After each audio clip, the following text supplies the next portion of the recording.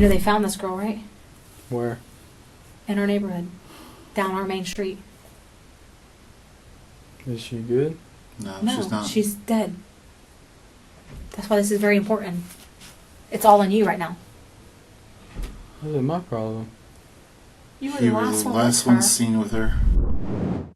In a quiet urban town, where the most alarming thing would be an ambulance or a police siren in the distance, something happened that left the whole community in shock. A cheery family of 7 faced a horrible tragedy that would forever alter their lives. But without wasting any time, let's start with the story. It was an unusually different morning for both of Tristyn Bailey's parents. Breaking away from their usual routine of waking up early, instead of being active around the house, they stayed inside their room while their children, Tegan and Sophia, took charge of making breakfast for Stacy, their mom, on Mother's Day in 2021 in St. John's, Florida. What was meant to be a day of joyous celebration for the Bailey family turned into a distressing and unexpected day full of fear and chaos. As the parents made their way downstairs, they came across 2 of their kids in the kitchen. However, an immediate sense of worry struck them because Tristyn was missing, something unusual as she usually didn't sleep in. Stacy, the mother, asked Sophie, her other daughter, where Tristyn might be, and Sophie casually mentioned that Tristyn was probably still sleeping. Nevertheless, Stacy's growing unease led her to ask her son Tegan to check on his sister. After a short while, he returned, his expression filled with concern, and he shared the troubling news. Tristyn was nowhere to be found in her room. The sudden realization struck the family with immense force. Tristyn was missing. Everything seemed routine the day before. She spent time with her family, joining them for dinner, and later visiting one of her sisters. Little did they know, she had loosely planned to hang out with friends that night. Despite searching every corner of the house, Tristyn was nowhere to be seen. Her father, growing increasingly anxious, rushed outside and urgently contacted the authorities for help. Swiftly, law enforcement dived into action, treating Tristyn's disappearance as a case involving a missing child. Initially, they often consider scenarios of a child running away until they ascertain the actual circumstances. The primary task for the authorities was to piece together Tristyn's activities before she vanished, hoping to find clues. Yet what they uncovered was utterly unexpected. Florida Missing Child Alert was issued. This alert is issued when a child is missing and believed to be in life-threatening danger. Details emerged through the investigation that Tristyn had left the house after a FaceTime call with an unidentified individual. Completely unaware of her departure, her family later discovered that she had sneaked out, meeting a boy named Trey at his friend Aiden Fucci's house. What initially seemed like an ordinary sneaking out held dire consequences. Residents of the neighborhood became involved, with a widespread search effort and the involvement of law enforcement officials. Helicopters hovered above, while concerned individuals scoured the area. The mother had suggested exploring the nearby woods and the pond adjacent to their property in the hope of finding any trace. A neighbor, familiar with the community's surrounding, set out for a run and took it upon himself to check the woods, guided by his wife's suggestion. These woods, known as a hangout spot for local kids, often used for various activities, now became a focal point in the search. Finishing his run, he undertook a final sweep through the woods. Emerging from the fence at the pond's southern end, he made a horrifying discovery. A lifeless body lay before him, prompting an immediate call to emergency services. The grim reality dawned. Tristyn had been found, her fate met with an unspeakable tragedy. It was evident, upon discovery, that she had been a victim of homicide.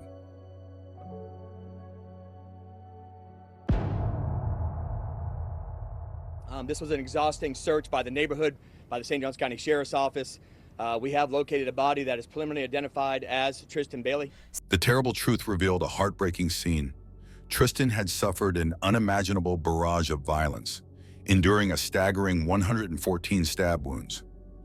Examining the wounds, many seemed defensive, suggesting she bravely fought against her attacker. The crime scene was a terrible sight, not having much apart from Tristyn's things, her vape, phone, jewelry, and some money scattered around. Strangely, there was no weapon, just Tristyn lying in the woods. Her father was standing in the front yard, surrounded by his worried friends when the police arrived. They walked up to him and asked him to go inside, but he begged them not to. He collapsed right there in the yard, pleading for them to spare him from the heart-rending news he knew was about to come.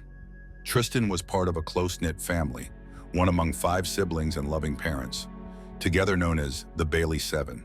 Even at just 13, she embodied everything you'd expect from a regular middle school girl. She was outgoing, full of life, and seemed to be friends with everyone. As a daughter, she was like the glue that held her family together, bringing together different interests and connections within their family. Her energy was boundless, and her love for others made her special to everyone who knew her. Doing well in school, she had big dreams of becoming a doctor, and she was heading in the right direction. Cheerleading was her biggest passion, where she could let her competitive side shine. Amidst all the confusion and worry, people started asking a troubling question. Who could do something so terrible to Tristyn Bailey? Investigators began questioning her friends to find out if she had met anyone secretly. There were talks about her wanting to leave home, which came out after her sister caught her sneaking out. Among those who knew her were Trey, a 14-year-old friend from school, and Aiden Fucci, another boy who was believed to have been the last person seen with Tristyn on the night she disappeared. By a St. Johns County deputy to prosecutors, explaining Fucci made previous threats against Tristyn. People described Aiden as carefree, indifferent, and someone who liked using marijuana. His past showed issues at school, struggles with studies, and a history of using drugs. Aiden was new to Tristyn's school and didn't seem to interact with her during classes, at least according to teachers. On the fateful night, Aiden wanted to hang out and had Trey call Tristyn to come over without her family knowing. Nothing out of the ordinary happened and they all left to go home. What happened next that night was unclear. The police started their investigation by talking to Tristyn's friend Trey, who shed some light on what happened on that Sunday morning. Trey mentioned that around 9 a.m. he thought Aiden and Tristyn were at home. Aiden eventually shared his version of the events, initially saying he dropped Tristyn off at the front of her neighborhood before going home. However, Aiden's story changed over time. First, denying seeing her, then saying he walked her home, and later stating there was an argument where he pushed her. As the day went on, surveillance footage revealed their movements in the neighborhood. Aiden appeared as the last person seen with Tristyn, and a subsequent video showed him running alone without Tristyn.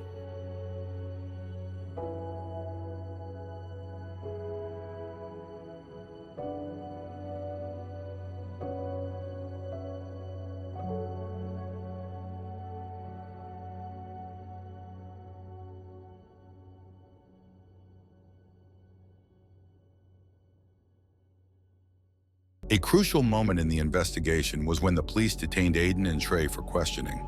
Aiden's behavior seemed unsettling and odd. He took a Snapchat photo. He was looking defiant and unconcerned about the serious situation. It seemed like he showed little worry or responsibility for what was happening. Furthermore, Aiden exchanged messages with friends while he was in this distressing situation. In these messages, one friend seemed to know about Tristyn's disappearance and was pressing Aiden for information.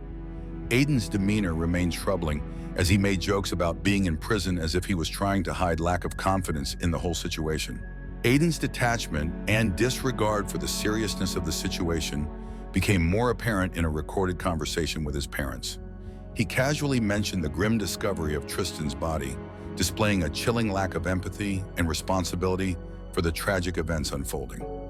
During the questioning at the police station, Aiden's attitude changed significantly. Initially unresponsive to the authorities' inquiries, he became more communicative when his parents arrived. The recorded conversation with his parents shed light on the seriousness of the situation. They emphasized to Aiden that he was the last person seen with Tristyn and urged him to understand the weight of the ongoing investigation, emphasizing the importance of taking responsibility for his actions. Furthermore, Aiden's troubling words and actions went beyond mere talk, extending to jokes about harming others. Despite these unsettling conversations, friends and acquaintances often brushed them off as empty boasts until the shocking events unfolded. His discussions took a dark turn, delving into disturbing details about using a knife and expressing a disturbing desire to attack random people walking at night, a chilling forecast that ominously foreshadowed the tragic fate of Tristyn Bailey. These alarming revelations accumulated, painting a damning picture that seemed to implicate Aiden in Tristyn's murder. However, authorities grappled with a haunting question. Would this information be enough to bring a murder charge against him? The challenge lay in piecing together the disconcerting insights shared by Aiden's girlfriend, which formed a foreboding narrative leading up to the distressing culmination of events surrounding Tristyn's tragic death. The puzzling connection between Tristyn's murder and Aiden took a darker turn when testimonies revealed his habit of carrying knives, specifically naming two, picker and poker. Investigators stumbled upon the murder weapon in a nearby pond, a knife containing traces of Tristyn's DNA. This aligned with Aiden's earlier claims. As scrutiny intensified, a thorough search of the Fucci household uncovered compelling evidence. They found shoes with blood traces, dampened clothes hidden in a hamper, all testing positive for blood. Even the drain trap in the bathroom sink held Tristyn's DNA, challenging Aiden's initial story and confirming his direct involvement in her tragic fate. The St. John's Sheriff's Office was thrown into turmoil, grappling with the shocking nature of the situation. They were bewildered by how such a horrifying event could unfold in their community. Aiden Fucci's subsequent arrest on murder charges, set to be tried as an adult and facing 40 years to life in prison, deeply shook the community, leaving Tristyn's family in profound anguish and disbelief. However, just as the trial proceedings were about to start, Aiden made a crucial decision. He chose to plead guilty, altering the course of the trial. While sparing Tristyn's family from a potentially distressing trial, it offered a mix of closure and lingering questions about the depths of Aiden's actions and his motivations. I want to say I plead out guilty. And I'm sorry for the Bailey family and my family. Nevertheless, this unexpected turn also brought to light a troubling revelation regarding Aiden's mother, Crystal, caught tampering with potential evidence. Jeans believed to have bloodstains, frantically washed in a sink, implicating her in the obstruction of justice, resulting in her own charges. Despite the guilty plea and the mitigation stemming from Aiden's juvenile status, the sentencing phase emerged as a critical juncture, prompting soul-searching questions about the severity of the punishment. The court wrestled with the decision whether to condemn Aiden to life in prison or a term of 40 years, considering his age, troubled mental state, and the unprecedented brutality of the crime. The courtroom became a stage for conflicting emotions, grief, remorse, and the incomprehensibility of a young life lost, and another irreversibly altered. Amidst the legal proceedings, testimonies from experts and family members painted a portrait of a troubled youth, hinting at a lack of maturity, mental instability, and the potential for rehabilitation. A complex tapestry that muddled the pursuit of justice and the quest for understanding. Ultimately, the sentencing posed a multifaceted challenge, grappling with the dimensions of Aiden's culpability, his potential for transformation, and the gravity of Tristyn's tragic fate. It was a poignant culmination of sorrow and anguish for all involved, leaving a community shattered, grappling with unanswered questions, and a sense of loss that reverberated far beyond the confines of a courtroom. My advice to you is simply this.